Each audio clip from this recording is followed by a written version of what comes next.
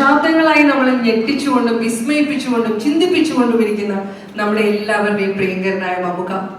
വിൽക്കാനുണ്ട് സ്വപ്നങ്ങൾ എന്ന സിനിമയിലൂടെ എം.ടി. സാറിന്റെ തിരക്കഥയിലാണ് അഭിനയമോഹിയായ ഒരു ചെറുപ്പക്കാരനായിരുന്ന മമ്മൂക്ക ആദ്യമായി സിനിമയിൽ ഒരു ശ്രദ്ധിക്കപ്പെട്ട വേഷത്തിൽ വരുന്നത്. അതിനുശേഷം അടങ്ങാത്ത തൃഷ്ണയോടെ എം.ടി. സാറിന്റെ തിരക്കഥയ്ക്ക് വേണ്ടി ആഗ്രഹിച്ച് തൃഷ്ണയിലൂടെ, പിന്നീട് അടിയൊഴുക്കിലൂടെ, വടക്കൻ വീരഗാഥയിലൂടെ, പഴശ്ശിരാജയിലൂടെ എണ്ണം പറഞ്ഞ കഥാപാത്രങ്ങൾ, എം.ടി. സാറിന്റെ തിരക്കഥയിലുണ്ടായ കഥാപാത്രങ്ങളെ അപ്രവാളികളിൽ നമ്മൾക്ക് ഓരോരുത്തർക്കും എക്കാലവും വിസ്മയം പൂർത്തിയാക്കുന്ന ക്ലാസിക്കുകളായി നമുക്ക് നൽകിയ മലയാളത്തിന്റെ ഏറ്റവും പ്രിയങ്കരനായ, നമ്മുടെ എല്ലാവരുടെയും ഹൃദയത്തിൽ എന്നും ഒന്നാം സ്ഥാനമുള്ള മമ്മൂക്കയെ ഏറ്റവും സ്നേഹപൂർവ്വം നിറഞ്ഞ കൈയ്യടി കൊടുത്തുകൊണ്ട് എം.ടി. സാറിന്റെ 91ാം പിറന്നാൾ ആഘോഷിക്കുന്ന ഈ ഒരു വേദിയിലേക്ക് സ്വാഗതം ചെയ്യാണ്. മമ്മൂക്ക, പ്ലീസ്.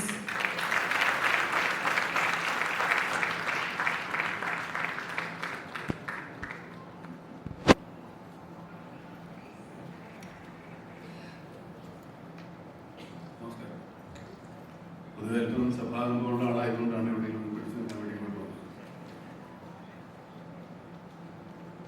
ഇത് സാധാരണ മലയാളത്തിൽ സംഭവിക്കാത്തൊരു സായനമാണ് നമുക്കിന്ന് ഇവിടെ ഉണ്ടായിരുന്നത്. ആന്തോളജി സിനിമകൾ അപൂർവമായിട്ടും ഉണ്ടാകും. പക്ഷെ നമുക്ക് ആരുടെ മുമ്പിലും ധൈര്യമായിട്ട് പറയാവുന്ന ഒരു ആന്തോളജി ആയിരിക്കും ഇത് മലയാള ഭാഷയെ സംബന്ധിച്ച്. മനോരഥങ്ങൾ എഴുത്തുകാരൻ്റെ മനോരഥത്തിൽ കയറി പോകുന്നതാണ്, കാഴ്ചകളാണ് നമ്മൾ കാണുന്നത്. അതിനേക്കാളും വലിയ ചേർന്നൊരു പേരും ഉണ്ടാവാൻ സാധ്യത കുറവാണ്.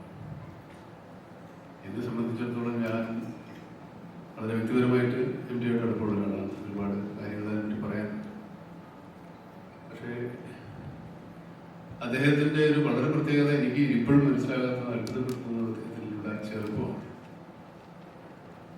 ചെറുപ്പം എന്ന് പറയുമ്പോൾ എല്ലാ കാര്യങ്ങളും, സമകാലീന സംഭവങ്ങളെക്കുറിച്ച്, രാഷ്ട്രീയ, സാമുദായിക, സാംസ്കാരിക, സാമ്പത്തിക, സാഹിത്യ, എല്ലാ കാര്യങ്ങളെ പറ്റിയും അദ്ദേഹത്തിന് നല്ല കറക്റ്റ് അപ്ഡേറ്റ് ആയിട്ടുള്ള വളരെ പുതുക്കപ്പെട്ട ഒരു അറിവുകളാണ്. പുതിയ പുസ്തകങ്ങൾ, പുതിയ സാഹിത്യകാരന്മാർ, പുതിയ ലോകത്ത് നടക്കുന്ന കാര്യങ്ങൾ, വിവിധ ഭാഷകളിൽ, ലോകത്തിലെ വിവിധ ഭാഷകളിൽ ഇറങ്ങുന്ന പുസ്തകങ്ങളെ പറ്റിയുള്ള അറിവ്, അത് വായിച്ചിരിക്കുന്നു. ഇനി അടുത്ത കാലത്ത് ആ പേര് ഞാൻ മറന്നുപോയത്, അപ്പം വേണ്ടി ഞാൻ ഫോൺ എടുത്തപ്പോഴെങ്കിലും വിളിച്ചു. എനിക്കൊരു പുസ്തകം കൊടുത്തയച്ചിരുന്നു. രണ്ടാം ലോകമഹായുദ്ധ കാലത്ത് നടന്ന ഒരു സംഭവ കഥയെ ആസ്പദമാക്കിയിട്ടുള്ള ഫിക്ഷനാണ്, ഫിക്ഷൻ. ഈ പുസ്തകം എനിക്ക് അശ്വതി കൊടുത്തയച്ചു. എനിക്ക് തന്നേക്കാൻ പറഞ്ഞിട്ട് എൻ്റെ 2 പുസ്തകങ്ങൾ എന്തെങ്കിലും ഒന്നാതാണ്. പക്ഷെ ഞാനത് വീട്ടിൽ കൊണ്ട് വെച്ചിരുന്നു. കുറെ കഴിഞ്ഞപ്പോൾ അത് എൻ്റെ മോളെടുത്ത് പൂർണ്ണമായിട്ട് വായിച്ചു. എന്നെ കൂടെ അത്ര വായിക്കുമ്പോൾ എത്രയോടെ ബുക്കാണ്. അപ്പോൾ എൻ്റെ മോള് വായിച്ച് ഇഷ്ടപ്പെടുന്ന പുസ്തകങ്ങൾ വായിക്കുന്ന ആളാണ് അദ്ദേഹം. അപ്പോൾ ഞാനും അദ്ദേഹവും തമ്മിൽ വളരെ ദൂരമില്ലെങ്കിലും എൻ്റെ മോളും തമ്മിൽ ഒരുപാട് ദൂരമുണ്ട്. പക്ഷേ അവരറിയുന്ന സാഹിത്യ കാലത്ത് ജീവിക്കുന്ന ഒരാളാണ്. സാഹിത്യ രംഗത്ത് എത്രത്തോളം അപ്ഡേറ്റഡ് ആണ്, എത്രത്തോളം തികച്ചും മുന്നോക്കി സഞ്ചരിക്കുന്ന ആൾ തന്നെയാണ്. പിന്നെ കടുകണ്ണാവ ഒരു കഥ മാത്രമല്ല, 2 കഥകളാണ്. അവളുടെ ഓർമ്മയ്ക്ക്, അല്ലേ, നിന്റെ ഓർമ്മയ്ക്ക്. ഈ സിനിമ ഒരു വലിയ സിനിമയാക്കാൻ ഞാൻ യുദ്ധത്തിൽ കൂടെ നോക്കിയതാണ്. കുറേ വലിയ കഥ, ഒരു പൂർണ്ണ സിനിമയായിട്ട്, 40-30 മിനിറ്റിലല്ലാതെ 2 മണിക്കൂറിൽ സിനിമയാക്കാൻ വേണ്ടി അദ്ദേഹത്തിനെ സമീപിച്ചു. അതിൻ്റെ തീരുമാനമൊക്കെ ഉണ്ടായത്. അതിൻ്റെ ഒരു വൈകല്യ കാരണം, ഈ സിനിമ എടുക്കുമ്പോൾ ഞങ്ങൾ തമ്മിൽ അതിൻ്റെ ഒരു വൈകാരികമായ അടുപ്പം കൊണ്ട് ഇത് തന്നെ ഞങ്ങൾ ആക്കാമെന്ന് തീരുമാനിച്ചതാണ്. വേറെ ഒരുപാട് കഥകളുണ്ട്. ഇതിന് എല്ലാത്തിലും അഭിനയിക്കാൻ എനിക്ക് ആഗ്രഹമുണ്ട്. എല്ലാം എനിക്ക് തരില്ലാത്തതുകൊണ്ട് എനിക്കൊന്നേ കിട്ടും. അതാണ് കടുകണ്ണാവ നിന്റെ ഓർമ്മയ്ക്ക്. അതിൽ കടുകണ്ണാവ നമ്മൾ കേട്ടില്ല. ഞങ്ങളിത് ഇന്ത്യയുടെ എന്താ പറയുക, കുറച്ച് ആത്മാംശമുള്ള സിനിമയാണ്, കഥയാണ്. അതിന് 2 വേഷമാണ് എന്നോട് ചെയ്യാൻ പറഞ്ഞിരുന്നത്. പക്ഷെ പിന്നെ അതും ചുരുങ്ങി ഒന്നായി. അങ്ങനെ മൊത്തത്തിൽ എന്നെ കുറുക്കിയെടുത്തിരിക്കുക സിനിമയ്ക്ക്. കുറച്ചേ ഉള്ളൂ. പക്ഷെ നല്ല ഒരു നൊസ്റ്റാൾജിയ ഉണ്ടാക്കുന്ന ഒരു സിനിമയാണ്. നമ്മുടെ സിനിമ പലരും എം.ടിയെ വായിക്കാൻ തുടങ്ങിയ കാലത്ത്, അല്ലെങ്കിൽ അങ്ങനെയുള്ള സിനിമകളെ നമ്മൾ ഇഷ്ടപ്പെടാൻ തുടങ്ങിയ കാലത്ത്, തറവാടും വിദേശത്ത് പോയ അച്ഛനും ഒക്കെ ആയിട്ടുള്ള ഒരു കഥ.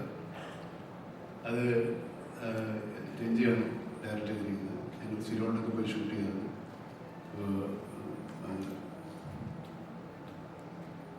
മഹേഷ് പറഞ്ഞതുപോലെ ഞങ്ങൾ ഫോറിലാണ് ഷൂട്ട് ചെയ്തത്. ഇവിടെ മഹേഷിൻ്റെ അവിടെ കാനഡയിലാണ് ഷൂട്ട് ചെയ്തത്, ഞങ്ങളുടെ അവിടെ ശ്രീലങ്കയിലാണ് ഷൂട്ട് ചെയ്തത്. അങ്ങനെ പ്രത്യേക ഒരു സിനിമയാണ്. ഇന്ത്യയെ സംബന്ധിച്ചിടത്തോളം അദ്ദേഹം ഈ സിനിമയ്ക്ക് അല്ലെങ്കിൽ ഈ തിരക്കഥയ്ക്ക് ഒരു സാഹിത്യ രൂപം ഉണ്ടായിരുന്നില്ല. തിരക്കഥയ്ക്ക് എങ്ങനെ വായനക്കാരുണ്ടായിരുന്നില്ല, ഒരു സാഹിത്യ രൂപം എന്നല്ല. അത് എംടിയുടെ തിരക്കഥകൾ വായിച്ചിട്ടാണ് സിനിമയ്ക്ക് ഒരു സാഹിത്യമുണ്ട് എന്ന് നമ്മൾ മനസ്സിലാക്കി. അതിനുമുമ്പ് സിനിമ ഉണ്ടായിട്ടുണ്ട്, ലോകോത്തര തിരക്കഥകളൊക്കെ ഉണ്ടായിട്ടുണ്ടാവും. മലയാളത്തെ സംബന്ധിച്ചിടത്തോളം തിരക്കഥ അച്ചടിച്ച് എംടിയാണ് അതിൻ്റെ ഒരു ആരംഭക്കുറിച്ച് അച്ചടിച്ച് അത് സാഹിത്യ രൂപമായി പുറത്തിറങ്ങി. അതിന് പിൽക്കാലത്ത് സിനിമാ വിദ്യാർത്ഥികൾക്ക് എല്ലാവർക്കും ആ തിരക്കഥകൾ ഒരുപാട് ഉപകാരപ്പെട്ടു. ഞാൻ എംടിയുടെ കഥകൾ വായിക്കുമ്പോൾ ഞാൻ തിരക്കഥയായിട്ടാണ് കാണുന്നത്. എനിക്ക് എഴുതാനൊന്നും പറ്റിയില്ല, അല്ലെങ്കിൽ ഏതെങ്കിലും ഒരു കഥാപാത്രമായിട്ട് മാറുന്നൊരു സ്വഭാവമൊക്കെ പണ്ടുപോലുണ്ട്, ഇപ്പോഴും അതൊക്കെ നോക്കുന്നുണ്ട്. ഈ അടുത്ത കാലത്ത് ഞാൻ അദ്ദേഹം തമ്മിൽ ഒരു ചെറിയ എന്താ പറയുക ഒരു ഉടമ്പടി ഉണ്ടായിക്കൊണ്ട് 2 ചെറുകഥകൾ ഞാൻ വായിക്കാം എന്ന് വേണ്ടി അദ്ദേഹത്തിന് അഡ്വാൻസ് കൊടുത്തു.